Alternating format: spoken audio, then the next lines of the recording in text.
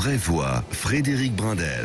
Les vraies voix sur Sud Radio en ce 1er avril sont Philippe Bilger, Céline Pina et Philippe Deveul qui se préparent comme les deux autres au grand débat que nous vous proposons dans un instant. Le sport doit-il jouer un rôle dans la diplomatie internationale? Vous, auditeurs de Sud Radio, vous allez sur le compte Twitter et Facebook, vous donnez votre avis. Mais avant, petite parenthèse, on a évoqué le gaz. Je vous dois ça, Philippe Deveul. Une petite réaction sur le fait de couper le robinet du gaz. Alors, j'ai trouvé que c'était un petit peu optimiste, mais il est revenu dessus parce qu'il y a une interdépendance avec tous les autres pays qui dépendent du gaz russe.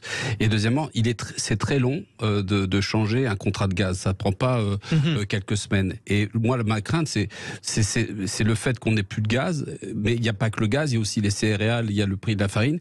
Et le deuxième problème, c'est que nous avons des gamelins de l'économie avec Madame Pompili et Monsieur le maire qui se sont réjouis des sanctions à l'encontre de la Russie qui sont en boomerang mais qui nous retombent en pleine figure. Et on va le payer très cher d'ici quelques mois. C'était le point de vue de Philippe Deveul, voilà, qu'il partage évidemment. Allez, c'est parti pour le débat. Sud Radio, les vraies voix. Le débat est ouvert.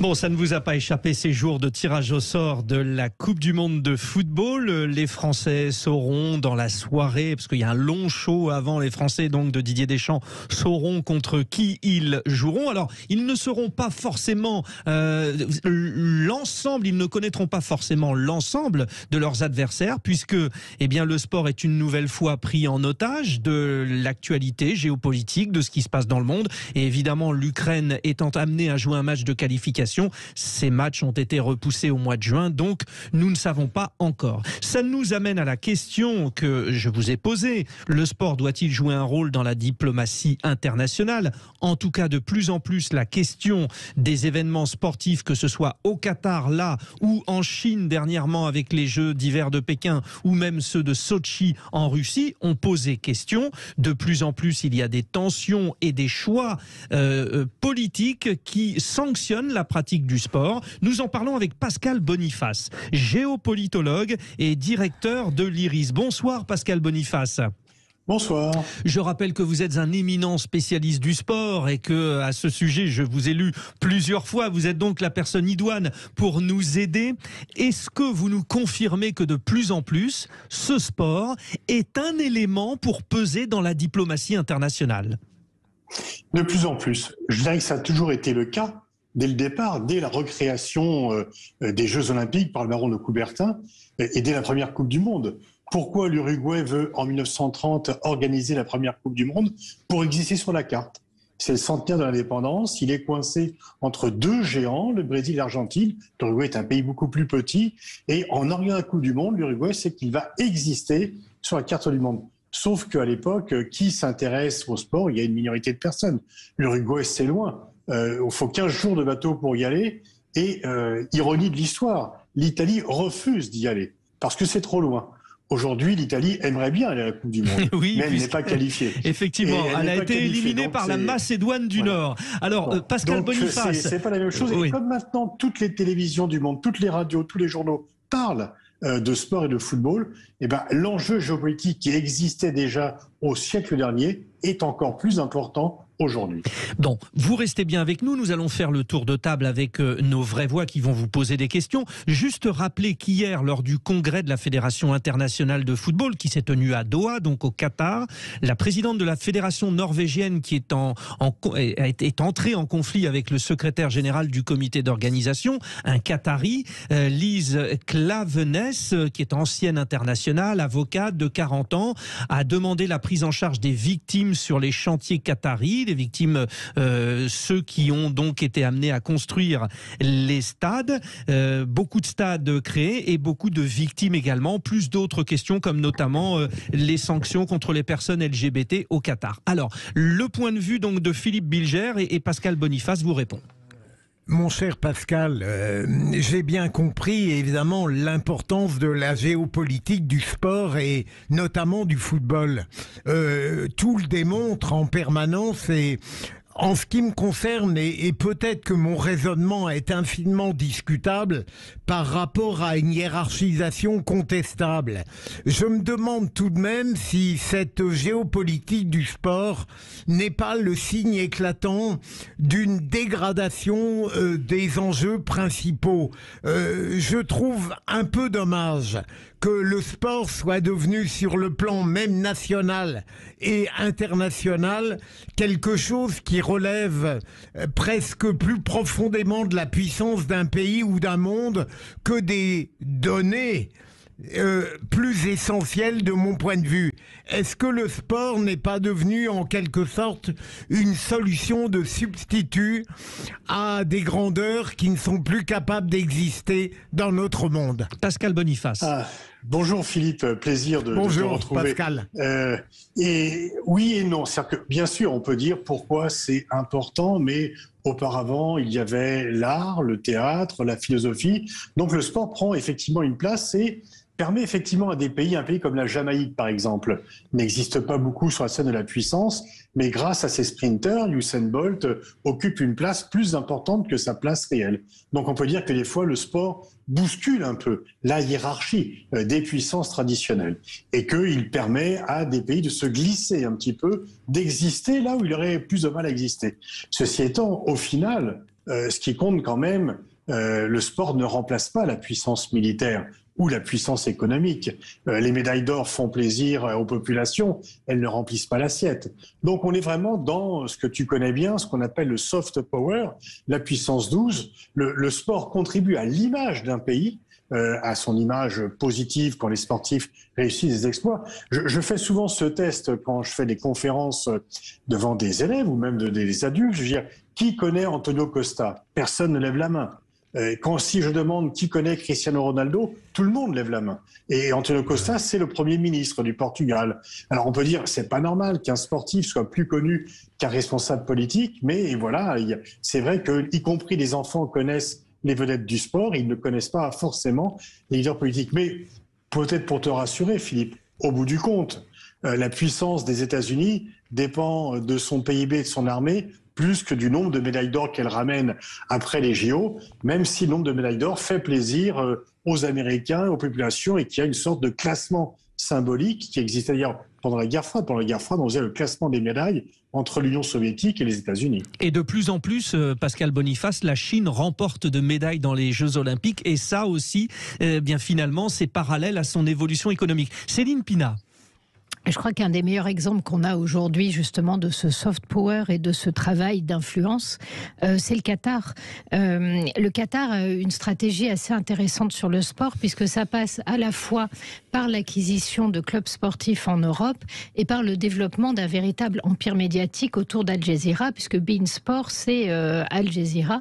Et on voit que grâce à ça, le Qatar a énormément accru son influence en Occident et a énormément amélioré son image, malgré des positionnements, un soutien à l'islamisme, à une idéologie islamiste très très fort, malgré les scandales qu'il y a eu, au point d'ailleurs que la mainmise du Qatar sur l'organisation de la Coupe du Monde, puisqu'on est en train d'en parler, a fait couler aussi énormément d'encre. Donc on voit bien que ce soft power aujourd'hui sert aussi des objectifs politiques, permet d'accroître des zones d'influence. Et ce qui est intéressant dans le cas du Qatar, c'est que c'est un État qui est né en 1971, donc qui a très très peu d'existence, qui est coincé entre l'Arabie Saoudite et l'Iran, et qui a aussi un besoin quelque part de se faire un nom, et qui l'a énormément trouvé en investissant dans le sport, et ça lui coûte très cher. Chose que fait également l'Arabie Saoudite, mais aussi les Émirats Arabes Unis, qui a son équipe de cyclisme, qui organise des événements internationaux, l'Arabie Saoudite aussi. Et c'est intéressant de voir dans quelle zone ils ont choisi d'exercer cette influence-là. Et qu'est-ce qu'il y a aussi derrière qui est moins joli que la belle affiche du sport? Pascal Boniface, en même temps, ce qui prouve que ces pays de la péninsule arabique aussi comptent sur le sport pour assurer leur pérennité. Oui, effectivement, le Qatar a été l'un des premiers pays à faire cela, et effectivement, on peut faire la comparaison avec l'Uruguay, un petit pays qui est coincé entre effectivement l'Iran et l'Arabie Saoudite, qui, pour exister, fait Al Jazeera et le sport. Et l'achat du PSG, l'organisation de la Coupe du Monde, il y a 20 ans, 15 ans, personne ne savait où était le Qatar. Maintenant, tout le monde sait, c'est situé. Le Qatar. Et après, il y a un élément très intéressant. Lorsque l'Arabie Saoudite et les Émirats Arabes Unis ont décrété un blocus sur le Qatar en 2017, beaucoup de gens m'interrogeaient en disant, du coup, est-ce que le Qatar va se retirer du Paris Saint-Germain ? Je disais, je ne crois pas, au contraire, ils ont besoin du sport pour exister, et dans la foulée, ils ont acheté Neymar et Mbappé pour être plus présents. je dirais que presque en plaisantant, ça coûte moins cher d'acheter Mbappé qu'un Rafale. Et ça donne une visibilité plus importante. Donc effectivement, il y a le côté un peu nation branding, le fait de développer la marque d'un État à travers le sport. Et on le voit également dans les pays d'Asie centrale. Et vous parlez tout à l'heure de l'exemple de la Chine. Pendant très longtemps, la Chine s'est tenue à l'écart du mouvement sportif, et c'était pas pour la compétition. Maintenant, elle veut être la première. Elle veut être la première. Et il y a quelque chose qui désespère Xi Jinping, c'est la piètre qualité de l'équipe de football chinoise. Qui n'est pas qualifiée qualifiée pour la Coupe du Monde. Hein. Alors, Pascal Exactement. Boniface, ce que vous avez dit a fait réagir Philippe Deveul. Il a une question à vous poser. Vous restez bien avec nous, chers auditeurs de Sud Radio. Vous donnez votre avis sur le compte Twitter. C'est dans un instant la question de Philippe Deveul. Et en ce jour de tirage au sort de Coupe du Monde 2022 au Qatar, alors le tirage au sort n'a pas encore commencé, donc ne vous inquiétez pas, nous vous tenons au courant, mais nous abordons une question centrale. Le sport doit-il jouer un rôle dans la diplomatie internationale? Le joue-t-il, ce rôle? Pascal Boniface, géopolitologue et directeur de l'IRIS, est avec nous. Les vraies voix sont Philippe Bilger, Céline Pina et Philippe Deveul qui avait sa question à poser. Alors, de manière préliminaire, avant de poser la question à Pascal Boniface, je pense que ce qui a été fait au niveau des sportifs russes, c'est pour moi scandaleux. On n'a pas à s'attaquer aux sportifs, surtout dans une question de géopolitique et une question de guerre où il s'agit d'une responsabilité politique et non des activités pacifiques. On rappelle que la Russie, qui pouvait se qualifier, a été exclue. Exactement, ça, je trouve ça la Coupe du Monde de football. Scandaleux. On pénalise des gens qui ne sont pour rien dans l'actualité géopolitique du moment. Et puis, entre parenthèses aussi, pour les journalistes de RT qui attendent leur paiement et qui sont bloqués par la banque de la Société Générale. Oui. Mais je ferme la parenthèse. Ça, c'est Russie à Toudès, c'est un autre... Et la question que je pose, oui, mais c'est qu'on sanctionne des gens qui n'y sont pour rien. Non, mais c'est juste rester sur le débat. Maintenant, je voulais poser la question à Pascal Boniface. Qu'est-ce qu'il pensait de l'instrumentalisation du sport par ces jeunes filles voilées en France qui voulaient jouer au foot? Et est-ce que c'est pas justement une utilisation du soft power pour imposer des visions politiques ou religieuses en France? Pascal Boniface. Là, je pense qu'on va avoir un désaccord. Non, elles veulent rien imposer. Elles veulent juste pratiquer leur sport en étant elles-mêmes. Et donc, elles font pas du prosélytisme. Elles veulent pratiquer. Vous savez que la Fédération internationale permet le port du voile. Donc il y a deux façons. C'est un peu l'union en disant qu'il y a beaucoup de gens qui voudraient que ces femmes restent chez elles et ne fassent pas du sport. Et moi, je préfère qu'elles fassent du sport en ayant un foulard plutôt qu'elles restent chez elles. Bon, et on peut peut-être aller un petit peu plus loin, puisque certains matchs de sport ont permis aussi une ouverture. Je pense notamment à ces matchs entre la Palestine et Israël qui ont pu exister, ou d'autres situations. Non, l'exploitation du sport par la politique existe Iran, vraiment. États-Unis aussi, qui est un grand classique. Et notamment, oui. par exemple, parce que ces femmes qui réclament, en fait, qui essaient d'attaquer la FFF pour imposer le voile lors des compétitions sportives, sont cornaquées de façon très claire par les frères musulmans, appartiennent à des organisations qui sont des organisations d'agit-prop, dont on voit très bien quelles sont les idéologies qui les motivent. Ça ne sort pas de nulle part, et il y a effectivement une dimension politique à leurs revendications. Bon, effectivement, alors là c'est une question très précise, je voudrais juste élargir le débat et me retourner une nouvelle fois vers Pascal Boniface en disant que la preuve, encore une fois, c'est que le sport, quoi qu'il fasse, quoi qu'il arrive, sera de toute façon dépendant de cette géopolitique. On parlait de football. Imaginons un match aujourd'hui de qualification dans la zone Europe de football entre le Kosovo ou la Serbie, ce n'est pas possible. L'éventualité d'un match Ukraine-Russie avait été évoquée avant la dernière Coupe du Monde, impossible. Azerbaïdjan-Arménie, impossible. De toute façon, on ne peut pas y couper, Pascal Boniface. Michel Platini, lorsqu'il était président de l'UEFA, s'était débrouillé pour que ce type de match ne soit pas possible et que le tirage au sort évite que l'Ukraine et la Russie, depuis 2014, ou l'Azerbaïdjan et l'Arménie soient dans la même poule de qualification. Ceci étant, il peut y avoir des hasards. Ensuite, le sort de la compétition peut aller plus loin. Et si ces équipes se qualifient, là, la Russie s'est exclue. Mais le jour où, par exemple, l'Arménie et l'Azerbaïdjan seront toutes les deux qualifiées pour une phase finale, elles pourraient se rencontrer et l'équipe qui refuserait serait déclarée forfait. Des matchs entre le Kosovo et la Serbie, la Serbie, la Croatie, ou Serbie-Kosovo, s'ils parviennent, il faut qu'ils soient joués. Et effectivement, là, on a il y a une symbolique qui est beaucoup plus importante. Après, il y a aussi des symboliques sportives et pas seulement géopolitiques. Les matchs France-Allemagne, depuis, et Philippe connaît bien ça, depuis Séville 82, ont une tonalité particulière. Ça n'a rien à voir avec la géopolitique, mais c'est l'affect, le traumatisme sportif lié à ce match mythique. Et l'agression d'Harald Schumacher sur Patrick Battiston.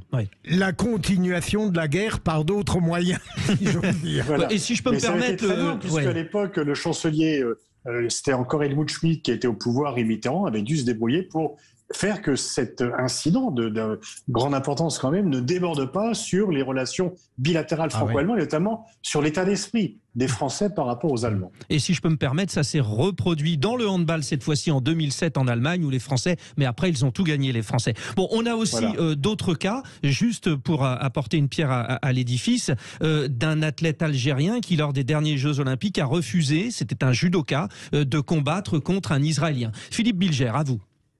Je dirais que sur la France-Allemagne de 82, notre ami Philippe David ne s'en est pas tout à fait remis encore aujourd'hui. Mais moi non plus. Mais personne. Voilà, personne. Voilà. Oui, sur la diplomatie, oui. La diplomatie, alors, j'ai cru comprendre que les sanctions sportives prises à l'encontre de la Russie apparaissaient pour des spécialistes comme les plus susceptibles d'offenser Poutine et peut-être de le faire changer d'avis. Est-ce que c'est vrai ça, Pascal Boniface, que il était le pouvoir poutinien, le sien donc, était très attaché à l'aura de la Russie liée à ses succès sportifs? En rappelant qu'il a été pénalisé à titre personnel, il était président d'honneur de la Fédération internationale de judo, ceinture noire, et il a été privé de cette distinction. Pascal Boniface. Oui, Poutine est lui-même un sportif, donc il aime le sport et il est plus sportif que la plupart des dirigeants. On voit mal un autre président pouvoir à la fois faire du cheval, jouer au hockey, faire du judo, etc.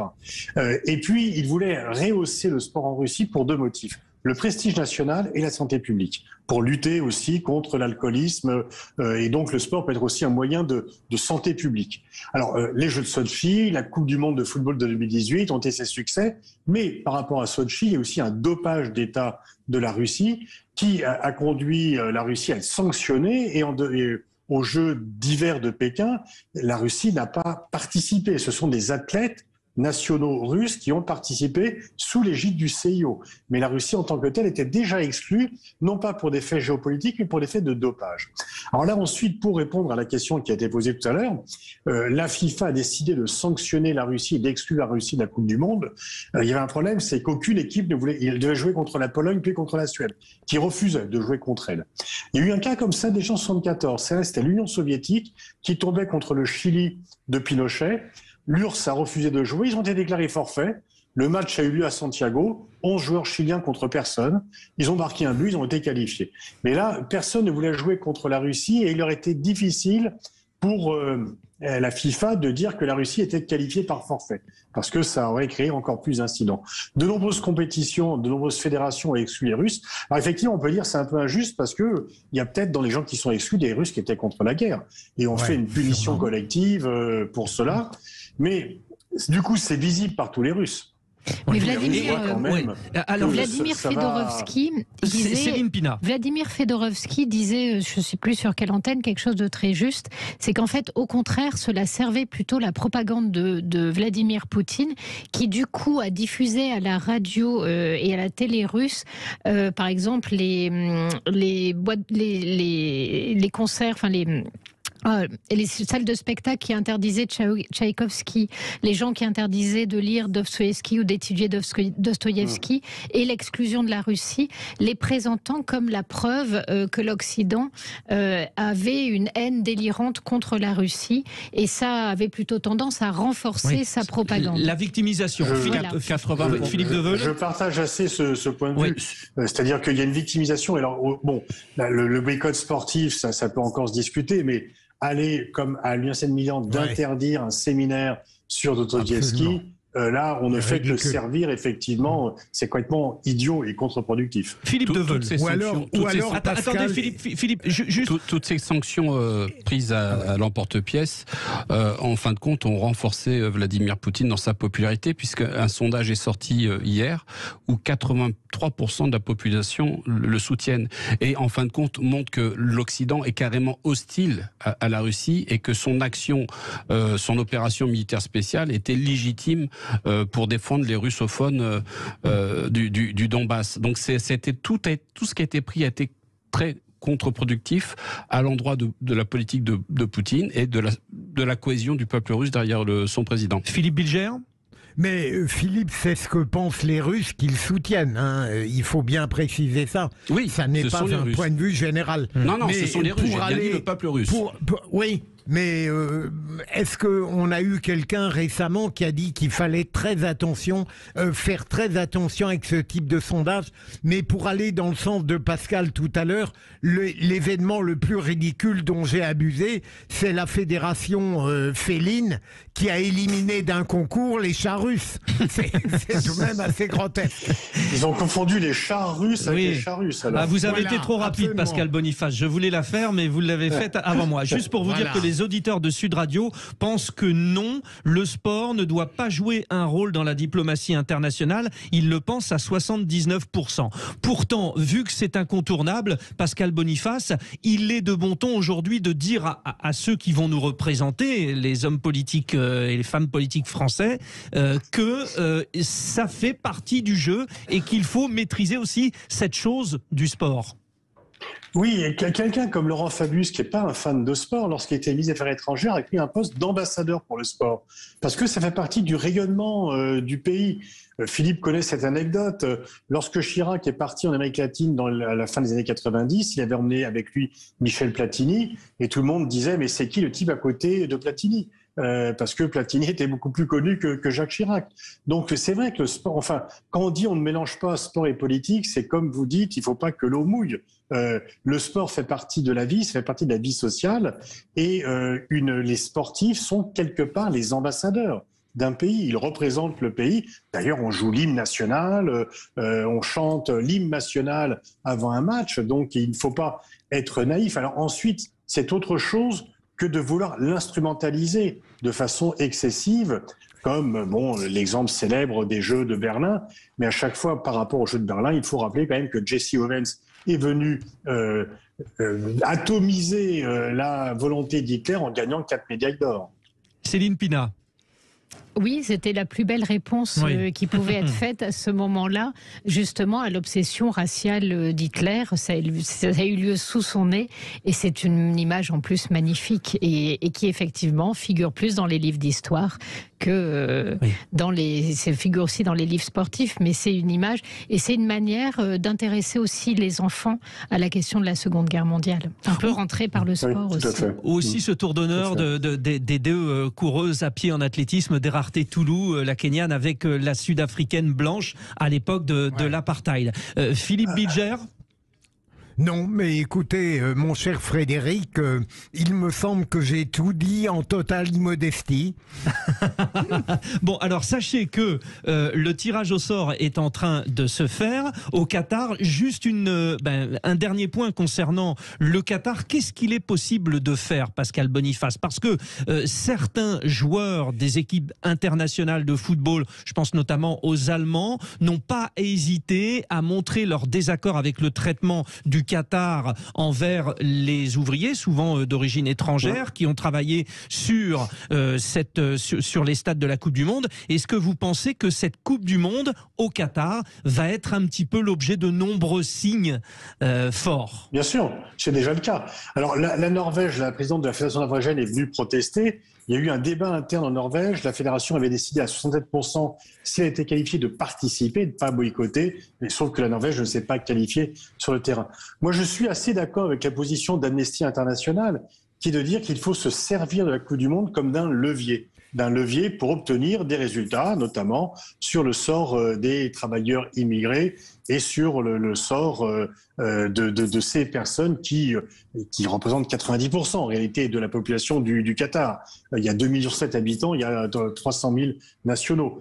Et donc, en fait, comme la Coupe du Monde a donné une visibilité au Qatar, elle a donné aussi une visibilité sur le sort des travailleurs immigrés dont on ne parlait pas auparavant. Ce qui a un peu changé les plans du Qatar, parce qu'ils se sont dit, on fait la Coupe du Monde pour se faire bien voir, avoir de la publicité, faire donc ce que j'appelais tout à l'heure le national branding. Si ça mène plus de critiques que de compliments, on a manqué l'objectif. Donc ils ont été, même s'il reste encore beaucoup à faire, ils ont été obligés de supprimer leur système de kafala qui était un peu une confiscation des passeports des travailleurs immigrés. Ils ont établi un salaire minimum, donc je ne dirais pas que la situation est bonne, mais l'Organisation internationale du travail a testifié qu'il y avait une amélioration et que la situation était en fait meilleure ou moins mauvaise au Qatar que dans les autres pays de la région. Donc ce qu'il faut, et Amnesty International ou Human Rights Watch continue jusqu'au coup d'envoi de la Coupe du Monde en novembre de cette année, de focaliser l'attention sur la situation des travailleurs migrants pour obtenir des résultats concrets par rapport aux autorités du Qatar. Pascal Boniface, les premiers résultats du tirage au sort, il n'y aura pas de problème diplomatique puisque pour l'instant, nous avons dans un premier groupe l'Angleterre et les États-Unis. Donc là, il n'y aura pas de problème à ce que les deux s'affrontent. L'Argentine avec le Mexique et on connaît le premier des 3 adversaires français, ce sera le Danemark. Petit clin d'œil, nous avions tout à l'heure mis dans le même groupe pour Philippe Bilger, la France et le Danemark. Vous voyez Philippe ? Surtout qu'il y a un match amical prévu le 3 juin contre le Danemark, donc il va, à mon avis, devoir être changé. Si on se rencontre, on aura peut-être non 3 juin, on a le temps encore avant novembre. Mais vous savez, Pascal Boniface, que c'est un bon présage parce qu'ils étaient nos adversaires en 98 au premier tour. Nous avons gagné la Coupe du Monde et je pense que c'était la même chose en 2018 et nous avons gagné la Coupe du Monde. Oui, mais il l'était aussi en 2002 et ça n'a pas été fameux. Eh bien, je savais que vous alliez casser mon ardeur. Merci, merci Pascal Boniface pour votre éclairage. Merci à nos 3 vraies voix, Céline Pina, Philippe Deveul et Philippe Bilger. Vous réagissez, vous les auditeurs de Sud Radio. Nous y revenons dans un instant. Ça fait le buzz avec les auditeurs. Les différents sujets d'actualité que nous avons développés, nous en parlons tout de suite avec vous.